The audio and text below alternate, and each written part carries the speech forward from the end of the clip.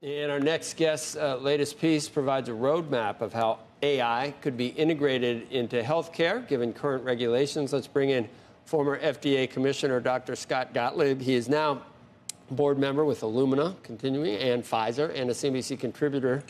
Thanks for joining us. I could break it down.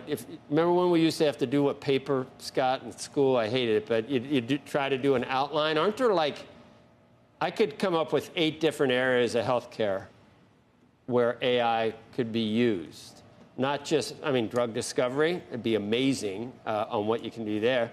But drug-drug interactions when you're getting prescribed by doctors, where you could worry about that, or billing, or, a million different things. What's your take that you're talking about in this latest paper? What would it help with solving?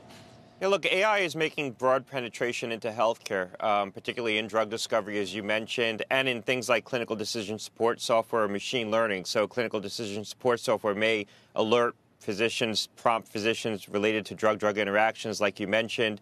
In machine learning applications, you're seeing broad use in areas like radiology and pathology, where these AI tools are trained on closed data sets to do pattern recognition. There's more than 500 cleared medical devices by FDA. I think the challenge, and what this article is about, is trying to integrate large language models into healthcare in a way that they interface directly with patients without a physician in the chain of decision-making. That's going to be a very hard hurdle to get over from a regulatory standpoint. And the question is, where are you going to try to penetrate first? If you're a developer of a large language model and you want to be able to develop a tool, a medical device that's regulated by FDA that interacts directly with patients and makes recommendations to those patients. And I think the place to look first, what this article talks about, is places where the interaction with the large language model can augment the interactions with the physician and not replace it. So you're basically allowing touches to patients, input from patients, and guidance back to patients that wouldn't happen but for these AI models. So think, for example, of a doctor visit.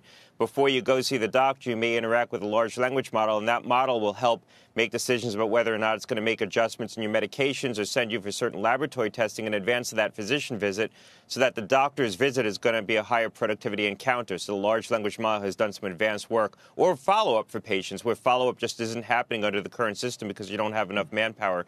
That's where I would be looking first to get these large language models regulated as medical devices that could interface directly with patients and give guidance back to patients.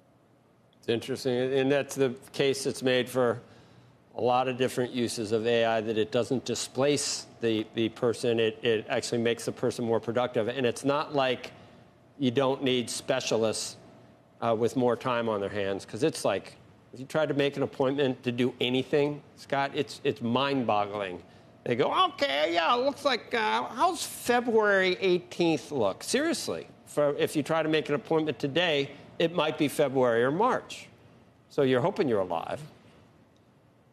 Yeah, look, these tools can definitely give providers a productivity lift across the spectrum. Again, I think the challenge is going to be getting them regulated by FDA as medical devices, so that you don't need to have a physician in the loop of the guidance that's coming back to the consumer, to the patient, from the large language model. The reason why machine learning devices have been approved by FDA is because they're trained on closed data sets, like a radiology device or a pathology device, where you're training them on a known data set where, for example, the radiology scans may be correlated with known outcomes. So the FDA has more confidence there that the devices themselves are going to produce reproducible results. They're going to be accurate because they have confidence in the fidelity of the training sets. With a large language model that's being trained on the totality of the information available, the FDA has much less confidence that the language model itself wasn't trained on data that may have mistakes in it, errors. So you're going to have to introduce these large language models in certain narrow use cases where the outcome of variability isn't going to be as grave, and where it's augmenting what's already going on in the healthcare marketplace. Wow. My head's starting to hurt, but these are all things that you need to think. Let me ask you, Scott, I've seen that AI can interpret an X-ray or a pathology report maybe even better than a human, but a lot of medicine, isn't it kind of an art, not a science? Aren't there times when you want a doctor's sort of instinct to interpret things, or do you think it'd be better 5 years from now to rely on the findings of an AI model?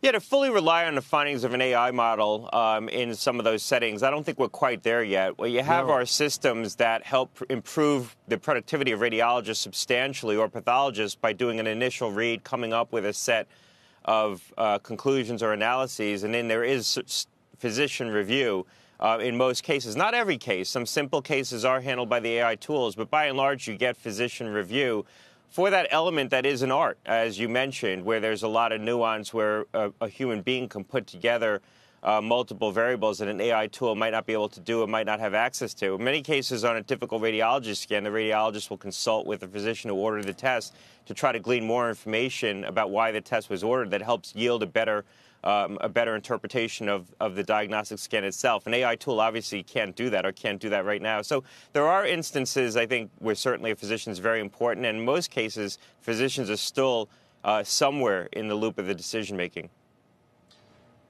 How many years until a laparoscopic procedure is performed robotically with AI? Or is it already, are we almost there already? I mean, and that would displace some doctors, I would think. Yeah, I'm hard-pressed to believe that an AI tool linked to a robotic device is going to fully displace any kind of you're just talking your own book there, Gottlieb. You're just talking your own... we don't... Nowhere I'm involved sells robotic tools, but what I will say is the AI tools are already being incorporated to help guide decision-making in the context of those procedures. So you are seeing software embedded on some of these tools that are helping physicians make decisions about what they do. Amazing. I think he meant as a doctor, not as on the board somewhere. Yeah, yeah. Protecting doctors. Yeah.